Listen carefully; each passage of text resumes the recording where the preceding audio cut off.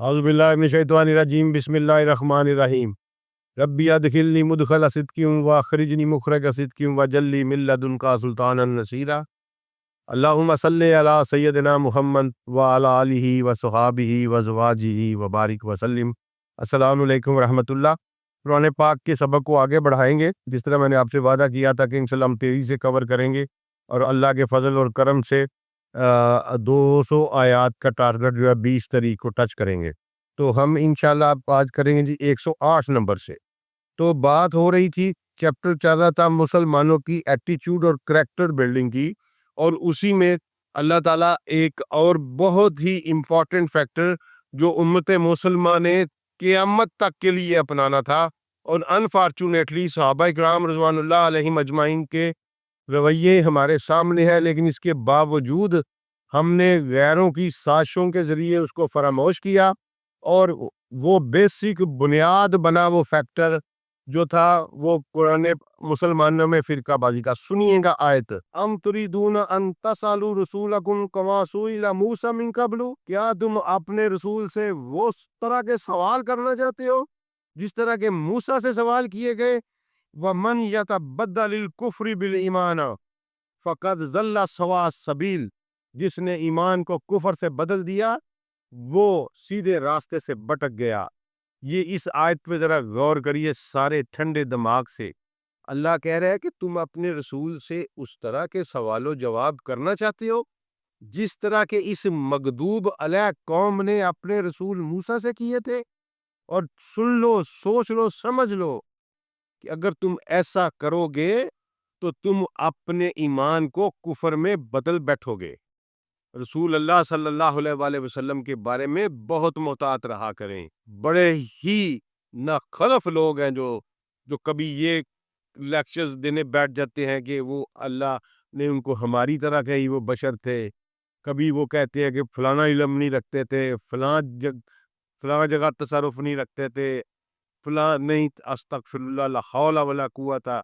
یہ اللہ کا بیہیویئر دیکھ لیں رسول اللہ صلی اللہ علیہ وسلم کے بارے میں، اور اللہ کی تعلیمات دیکھ لیں رسول اللہ صلی اللہ علیہ وسلم کے بارے میں۔ اللہ خود انہیں کیا کیا کچھ کہہ کے پکار رہا ہے، تیری جان کی قسم، کملی والے اٹھ، اوڑھ کر لپٹ کر سونے والے اٹھ، یعنی والی عمری کا، تیری عمر کی قسم، والضحیٰ واللیل، تیرے چہرے کی قسم، تیری زلف کی قسم، وَلَسَوْفَ يُعْطِيكَ رَبُّكَ فَتَرْضَىٰ، میں تمہیں اتنا دوں گا کہ آپ کو راضی کر دوں گا۔ وَرَفَعْنَا لَكَ ذِكْرَكَ، آپ کا ذکر ہمیشہ بلند سے بلند ہی ہوتا چلا جائے گا۔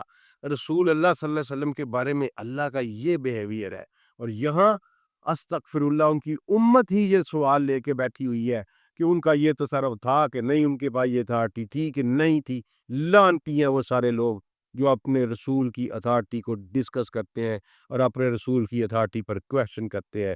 اللہ کہہ رہے ہیں اگر تم نے وہ رویہ اپنایا، اس طرح کے سوال اپنے رسول کے بارے میں اٹھائے جس طرح کے بنی اسرائیل نے موسیٰ کے بارے میں اٹھائے تھے، تو تم اپنے ایمان کو کفر میں بدل بیٹھو گے، اور پھر تمہارے لیے سوائے گمراہی کے کسی قسم کا کوئی رستہ نہیں۔ یہ اسی لیے میں کہہ رہا ہوں یہ ایٹیچیوڈ اینڈ کریکٹر بلڈنگ ہو رہی ہے کہ ایک مسلمان نے کس طرح اپنی زندگی گزارنی ہے۔ اچھا جی آگے چلیے۔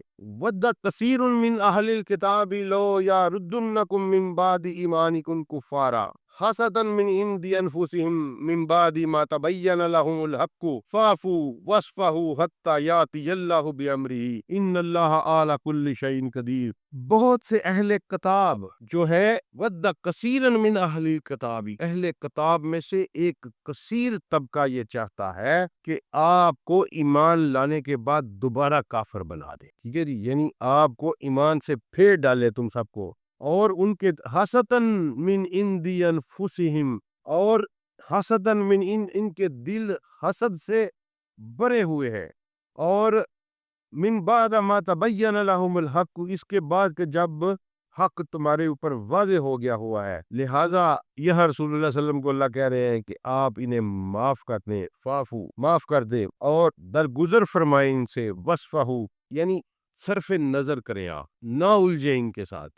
کیوں کہ ان کے دل میں ایک حسد، ایک بغض، میں یہ بار بار الفاظ دہرا رہا ہوں، یہی قرآن کہہ رہا ہے، حسدًا من عند انفسہم، کہ ان کے دل میں حسد، بغض اور کینہ ہے ہمارے خلاف، اور یہ نہیں چاہتے کہ ہمیں مار دیں، یہ ہمیں کافر کر کے مارنا چاہتے ہیں۔ کیپ ان مائنڈ، آج بھی جتنی ایفرٹ، جتنی اسٹرگل ہو رہی ہے، سب سے زیادہ فنڈنگ، سب سے زیادہ ایفرٹ اس بات پہ ہو رہی ہے کہ ہمیں کافر کیا جائے، ہمارے اندر وہ چیزیں سرایت کی جائے جس سے ہم اپنا جو ہمارا رستہ ہے صراط مستقیم کا وہ چھوڑ دیں، اور ہم چھوڑتے چلے جا رہے ہیں۔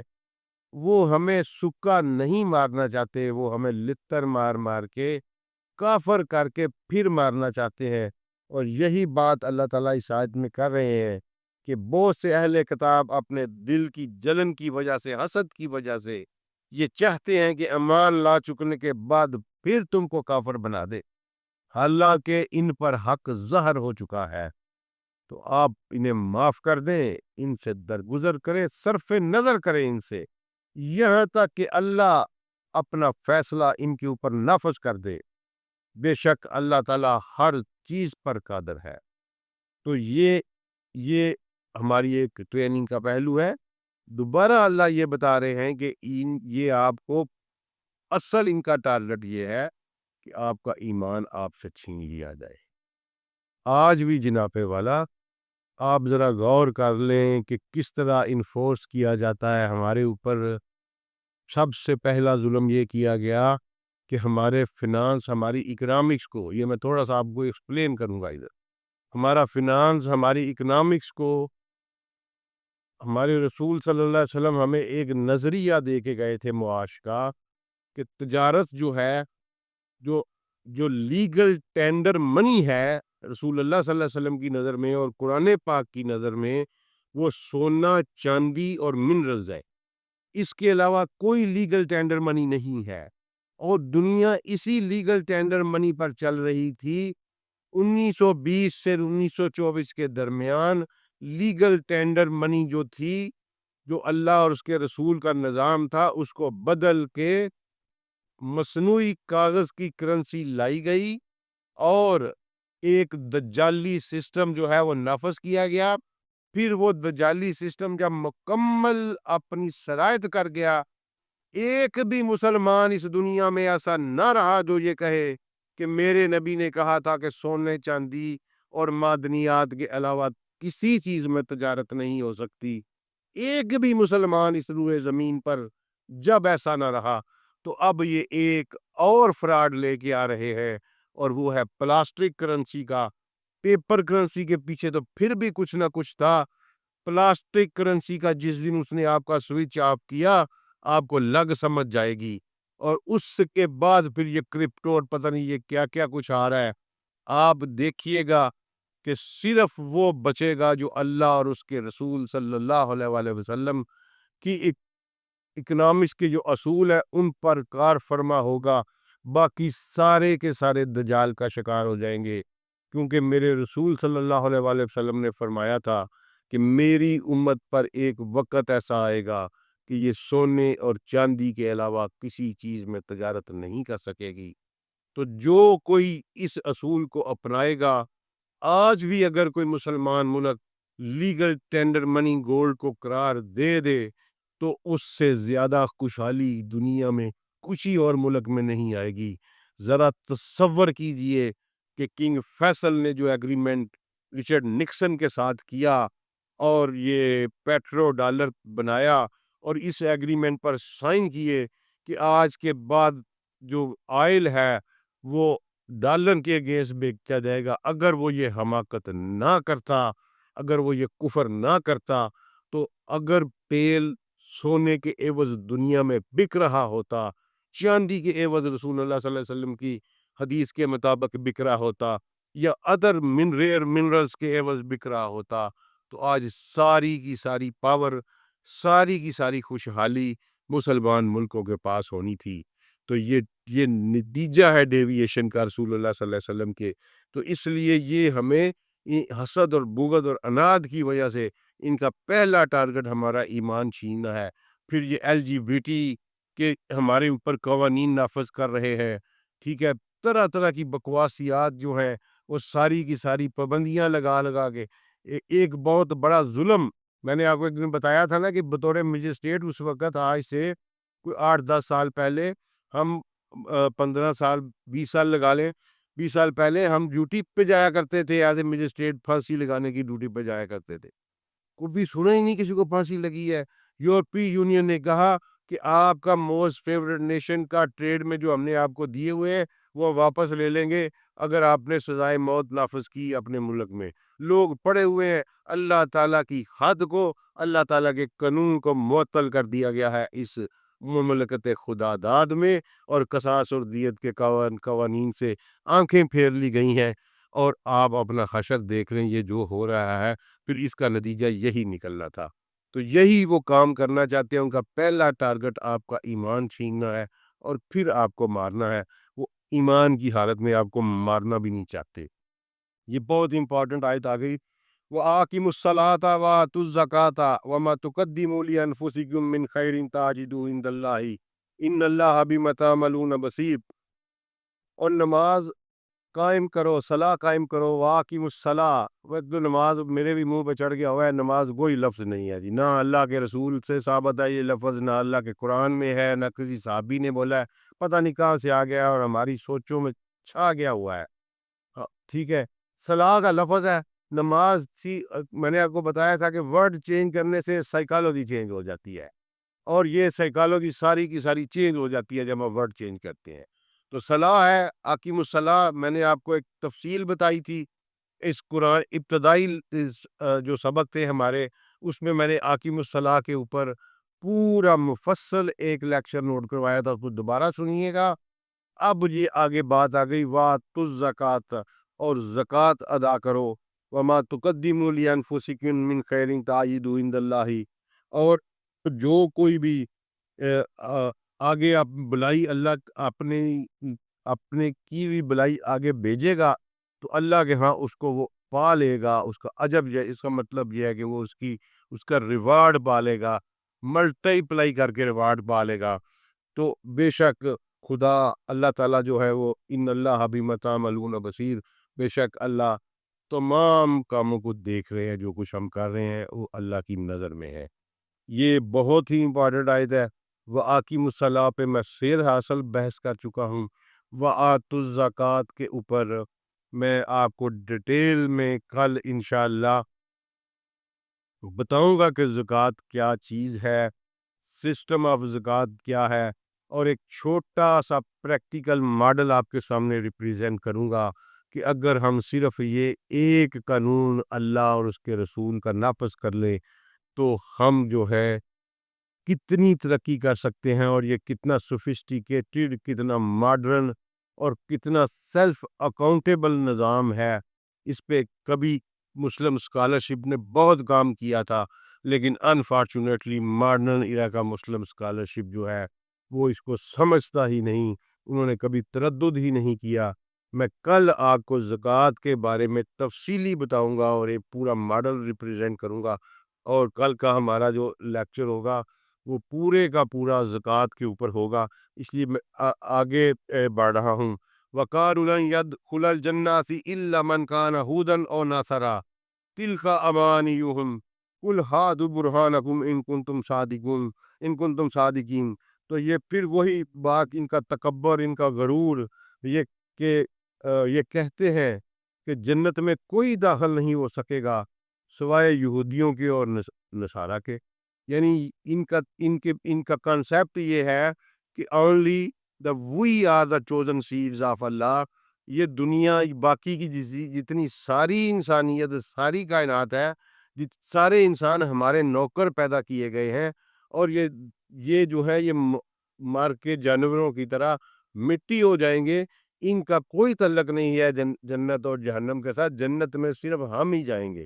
یہ تکبر ہے ان کا، اور اس تکبر میں یہ بالکل آج تک ڈوبے ہوئے ہیں. اور اسی کو اللہ کہہ رہے ہیں کہ یہ جو تلکا ایمانیہم، یہ ان کی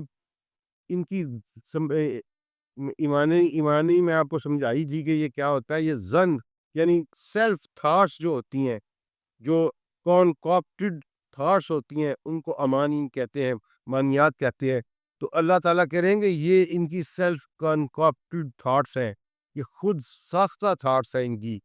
انہیں کہو ہاتھو برہانکم ان کنتم صادقین، اگر تم سچے ہو تو اپنے اس کام کے اوپر کوئی دلیل پیش کرو۔ یقیناً یہ کوئی دلیل پیش نہیں کر سکیں گے۔ یہ 1450 سال پہلے کا قرآن پاک کا چیلنج ہے کہ اگر تم اپنے کسی نظریے میں بھی سچے ہو تو دلیل لے کے آؤ، اور یہ آج تک دلیل لانے سے قاصر ہے۔ مجھے یہ بتائیے کہ جن کا بیسک کانسیپٹ ہی یہ ہو کہ یہ باقی سارے جینٹائلز ہیں، ہم ہیومن ہوموسیپین ہیں، ہم چوزن سیڈ ہے، آپ مجھے بتائیں ان کے ساتھ آپ کے خوشگوار طلبات کیسے قائم ہو سکتے ہیں؟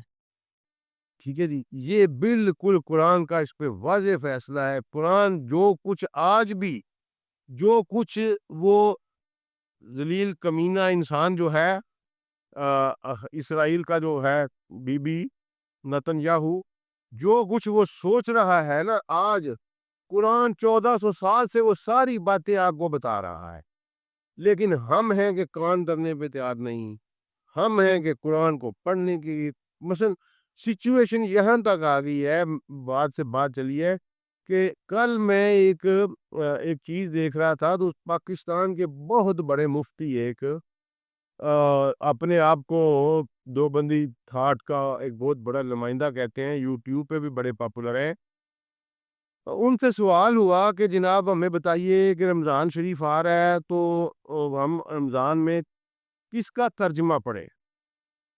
تو انہوں نے کہا لا حول ولا قوت، خبردار کوئی ترجمہ نہیں پڑھنا، آپ کا کوئی کام نہیں ہے ترجمہ پڑھنے کے ساتھ، آپ صرف قرآن کی عربی کا ٹیکسٹ پڑھیں اور آپ کو اللہ اجر اور ثواب دے دے گا، آپ کا کوئی کام نہیں ہے، نہ کوئی پڑھنے کی ضرورت کرے، ورنہ بہت ساری گمراہیاں پھیل جائیں گی، گھر بیٹھ کے کوئی پڑھنے کی ضرورت کرے۔ یار آج 21ویں صدی میں آپ کا یہ بیہیویئر ہے تو پھر آپ دیکھ لیں کہ کیا ہوگا۔ مثلا یہ کہتی ہیں جی قرآن کے ہر لفظ کو پڑھنے پر 10 نیکیاں ملتی ہیں، میں کہتا ہوں جی بالکل سید رسول اللہ نے فرمایا ہے تو ضرور ملتی ہیں۔ تو پڑھنا کیا ہوتا ہے بھائی؟ رسول اللہ نے اقرا کا لفظ یوز کیا ہے نا، ریڈ کا لفظ یوز کیا ہے، پڑھنا کا لفظ یوز کیا ہے۔ آپ مجھے بتائیں کہ پڑھنا کیا ہوتا ہے؟ پڑھنے پہ ملتی ہیں نا، یہ تو نہیں کہ طوطے کی طرح جب آپ کو پتہ ہی نہیں کہ میں کیا پڑھ رہا ہوں۔ پڑھنا کیا ہے؟ میں نے آپ کو بتایا تھا کہ پڑھنا، جو reading is the source of communication. Communication کیا ہے کہ message is send by a sender, received by a receiver and comprehend and feedback is given by the receiver, کہ میں نے اس کو سمجھ لیا ہے، اس پہ یہ کمیونیکیشن پوری ہوتی ہے۔ پڑھنے کا مطلب یہ ہے، اس پہ آپ کو 10 نیکیاں ملیں گی۔ یہ میں ذمہ داری سے بات کر رہا ہوں، بالکل فضول بات ہے کہ آپ خالی عربی پڑھیں آپ کو 10، آپ کو ایک بھی نہیں ملے گی، آپ کو مائنس، آپ کی نیگیٹو مارکنگ ہوگی، اور الٹا لٹکا کے مارا جائے گا ان لوگوں کو جو پڑھے لکھے ہیں اور جنہوں نے اس کو سمجھنے کی کوشش نہیں کی تھی۔ یہ میری بات آپ لکھ لیں، میں ذمہ داری سے یہ بات کر رہا ہوں، کیونکہ رسول اللہ نے پڑھنے کے مت کہ اس کو ایک لفظ کو پڑھنے سے، تو پڑھنا کیا ہے؟ پڑھنا سمجھنا ہے۔ جب تک آپ کو پتہ ہی نہیں کہ میں کیا پڑھ رہا ہوں، وہ پڑھنا نہیں ہوتا میرے بھائی، وہ پڑھنا نہیں ہوتا۔ اس کو نہ ریڈنگ کہتے ہیں، نہ اسٹڈی کہتے ہیں، نہ اقرا کہتے ہیں، نہ پڑھنا کہتے ہیں، نہ وہ کمیونیکیشن ہے، نہ اس میں میسج کنسیو ہوا، نہ میسج کنوے ہوا۔ انڈرسٹینڈنگ لینی ہے اور پھر کمپریہنشن لینی ہے۔ اب کمپریہنشن کا چلے ٹھیک ہے، بندہ کہہ سکتا ہے جی میں نے نہیں ملی، انڈرسٹینڈنگ ضروری ہے کہ آپ کو پتہ ہو کہ وَقَالُوا لَن يَدْخُلُوا الْجَنَّةَ، کہ یہ جو بات میں پڑھ رہا ہوں یہ کیا ہے کہ وہ کہتے ہیں کہ جنت میں کوئی داخل نہیں ہو۔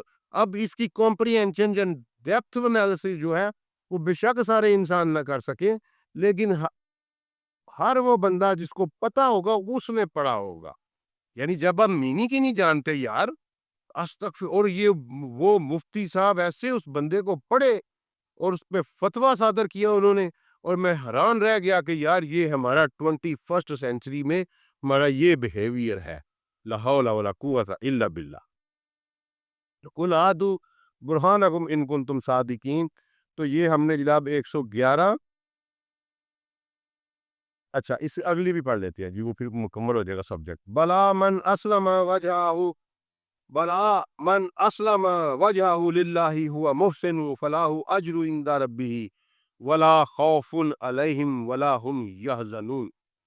بڑی پیاری آیت ہے، پچھلی آیت سے جوڑ کے جب آپ پڑھیں گے کہ یہ کہتے ہیں کہ جنت میں یہود اور نصارہ کے علاوہ کوئی داخل نہیں ہو سکتا، یہ صرف ان کی کنکاکٹڈ خیالات ہیں، انہیں کہو کہ کوئی دلیل کوئی لاجک لے کے آئے اگر یہ سچے ہیں، بلکہ اللہ کہہ رہے ہیں بلکہ من اسلم وجہہ للہ، جس نے اپنے چہرے کو جھکا دیا اللہ کے لیے، وہ ہوا محسن اور وہی محسن ہے، فلاح اجر عند ربہ، اس کے لیے اجر ہے اس کے رب کے پاس، اور انعام سب سے بڑا کیا ہے، ولا خوف علیہم ولا هم یحزنون، نہ انہیں کوئی، جو لوگ اپنے آپ کو جھکا دیتے ہیں، اپنی ول کو اپنی وش کو اللہ کے آگے سرنڈر کر دیتے ہیں، جو اللہ کے فیصلوں کے مطابق زندگی گزارنا شروع کر دیتے ہیں، انہیں نہ خوف ہوتا ہے نہ حزن ہوتا ہے۔ یہ دو چیزیں میں بیان کر کے بات ختم کروں گا کہ خوف کیا ہوتا ہے اور حزن کیا ہوتا ہے۔ خوف یعنی فیئر ہمیشہ جو ہے، خوف جو ہے یہ مستقبل کے بارے میں ہوتا ہے کہ یہ نہ ہو جائے، میں باہر جاؤں، میں گاڑی سے نہ گر جاؤں، یہ چھت میرے اوپر نہ گر جائے، میرا یہ کاروبار کا نقصان نہ ہو جائے، میرا بچہ نہ بیمار ہو جائے، میں لوٹا نہ جاؤں، میرے ساتھ فراڈ نہ ہو جائے۔ یعنی خوف کے جتنے بھی کریکٹرسٹکس ہیں، وہ سارے کے سارے جو ہیں وہ فیوچر سے متعلق ہے، مستقبل کے متعلق ہے۔ اور حزن کیا ہوتا ہے؟ حزن کو ہم اردو میں ملال بھی کہتے ہیں، کہ حزن کا تعلق ماضی سے ہے، کہ یہ نہ ہوتا تو یہ ہوتا، کاش میں وہاں چلا جاتا تو یہ نہ ہوتا، کاش میں یہ کر لیتا، کاش میں نے یہ کیا ہوتا، کاش بارش نہ آئی ہوتی، کاش میں باہر نہ گیا ہوتا، کاش میں نے ابے کی بات مانی ہوتی، کاش میں نے دوست کے ساتھ وہاں یہ کام نہ کیا ہوتا۔ یہ سارے کا سارا اس کو ملال، اس کو حزن کہتے ہیں۔ یہ سائیکولوجیکل ڈیزیز ہیں، یہ سمجھ لیں، یا سائیکولوجیکل پیرامیٹرز ہیں، یہ انسان کی ذہن سازی میں بڑا امپورٹنٹ فیکٹر رکھتے ہیں۔ یہ انسان کی جو سوچ ہے، اس کی کریکٹر بلڈنگ ہے، اس میں خوف اور حزن کا بہت اہم کردار ہے۔ اللہ کہتے ہیں کہ جو میرے آگے جھک گیا اس کو نہ خوف ہے نہ حزن ہے، میننگ دیر بائی کہ اگر وہ خوف سے پاک ہوا تو وہ مستقبل سے پاک ہوا، اگر وہ حزن سے پاک ہوا تو وہ ماضی سے پاک ہوا۔ یعنی اللہ پر ایمان رکھنے والا صرف لمحہ حال کے اوپر جیتا ہے، اسے نہ ماضی کی کوئی پرواہ ہوتی ہے نہ مستقبل کی کوئی پرواہ ہوتی ہے، صرف لمحہ حال کیا ہے، یہ لمحہ جو میرے اوپر گزر رہا ہے یہ میری اللہ کی رضا میں گزرنا چاہیے، مجھے اس کے علاوہ کسی چیز کی پرواہ نہیں۔ مومن ہمیشہ حال کے اوپر زندہ رہتا ہے، مومن کی ساری زندگی حال کے اوپر مبنی ہوتی ہے۔ اس کو ذرا پریکٹس کر کے دیکھیے گا، آپ کو پتہ چلے گا کہ دنیا کی ساری چیزیں آپ کے سامنے ہیج نظر آتی ہیں۔ ولا خوف علیہم ولا هم یحزنون کی منزل خدا کی قسم انسان کو تمام دنیا کے غموں سے آزاد کر دیتی ہے۔ یہ لمحہ جس کے اوپر میں زندہ رہ رہا ہوں، یہ میری اللہ کی اطاعت میں گزرا تو میرا مستقبل بھی محفوظ ہے، میرا ماضی بھی محفوظ ہے۔ اگر یہ حال کا لمحہ میرا اللہ کی اطاعت کے خلاف گزرا تو میرا ماضی بھی آگ میں اور میرا مستقبل بھی آگ میں۔ یہ ہے مومن کی زندگی، اور یہ ہے یہ آیت کہ ولا خوف علیہم ولا هم یحزنون، کہ نہ انہیں ماضی کی فکر ہے نہ انہیں مستقبل کی پرواہ ہے، یہ حال پہ میری اطاعت میں زندہ رہتے ہیں، ان کا ماضی بھی سرخرو ہوتا ہے، ان کا مستقبلی ترکشندہ ہوتا ہے۔ السلام علیکم ورحمۃ اللہ وبرکاتہ۔